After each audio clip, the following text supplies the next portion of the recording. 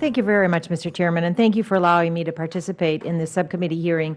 Even though I do not serve on this subcommittee and do serve on the full committee, it's an area of interest to me, and I'm glad to be here today. And I want to thank Mr. Park for being here and withstanding this line of questioning that frankly concerns me. I want to align myself with the remarks made by my colleagues, Mr. Peters and Mr. Swalwell. When we have someone who has come and given so much to this country from the private sector and done so much, we want to make sure that we send a message to the American public that we appreciate your sacrifice and all of your hard work, Mr. Park.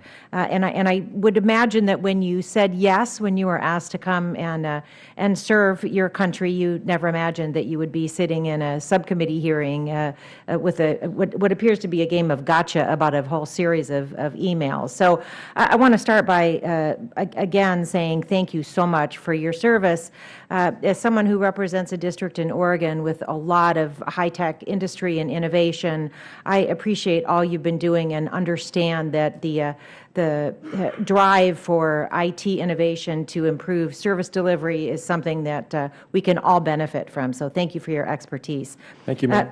You're welcome, and apologies for perhaps being a bit repetitive on some of these issues, but I just want to make sure a couple of things are clear, and that's what happens when you go last, is that sometimes you sound like you're being repetitive. But I know that the title on the majority's report says something about knowingly put American sensitive information at risk. And that's the title of the report. So, Mr. Park, did your interactions with the administration personnel working on Healthcare.gov give you any cause to worry that they would knowingly put Americans' sensitive information at risk? Not that I can recall, no.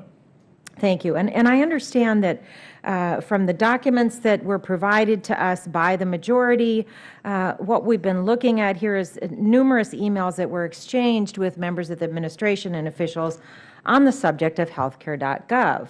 But what we have not seen is what must be many emails that you have exchanged with them on other efforts that occupied your time. I know, for example, that you worked on the Connect Ed initiative, and given my role on the Education Committee, I'm grateful for your efforts with that as well.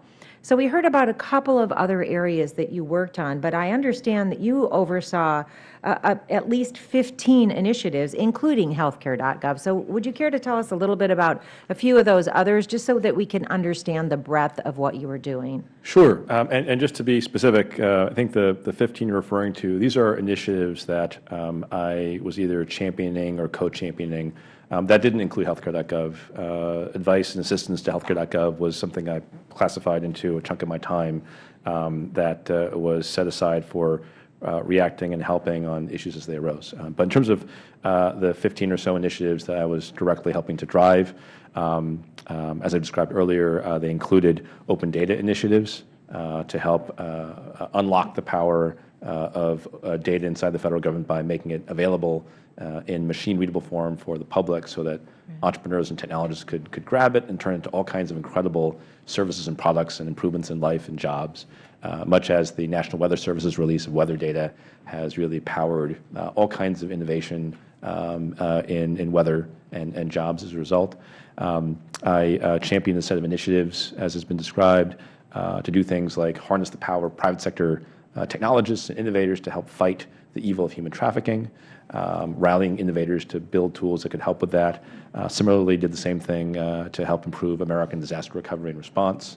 I worked on policy initiatives like how to advance a free and open internet, how to actually share wireless spectrum more efficiently and effectively across the country as demand for spectrum continues to increase significantly.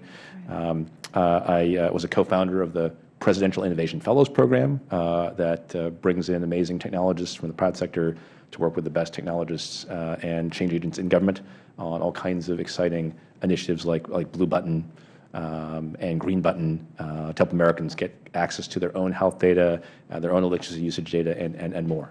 Right. Well, thank you. And I think we get a sense from that of many of the areas where you do have expertise and where you did serve our country. And I want to suggest that the time on the Science Committee would have been much better spent on talking about some of those issues like open access, like innovation in healthcare technology, rather than trying to get you to say that you were an expert in cybersecurity, which obviously from everything that I have read and seen and heard, you are not on this issue. So thank you again for spending your time here.